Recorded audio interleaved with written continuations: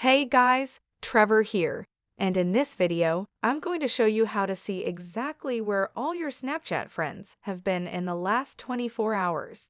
It's pretty quick and easy, so let's jump right in. Now, Snapchat gives you the ability to share your location with any one of your friends on Snapchat. Now, it gives you the ability to track their location for the last 24 hours. So you can see where they went out to dinner last night, what bars they went to last night, which friend's house they were at, all that stuff. And to do that, we're just going to open up the Snapchat app here, and we're going to tap the profile icon at the top left here, and then the gear icon at the top right.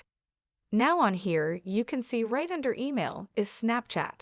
Plus, we will tap Snapchat Plus and this feature where you can see the history or track the location. History of a friend is part of Snapchat Plus.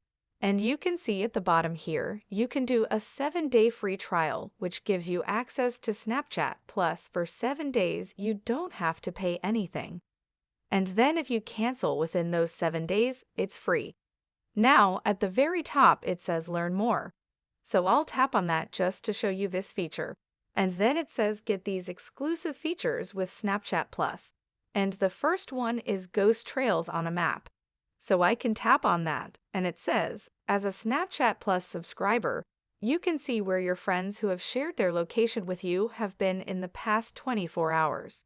So it gives you an example of where this specific person, Jamie, has been, where they went, what as I said before, what bars they went to or friend's house they went to, restaurants, any of that stuff.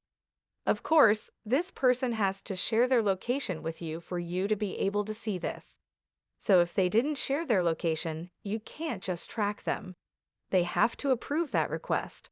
But if they do, then you can see exactly where they went for the last 24 hours, which is pretty cool. I hope this helps.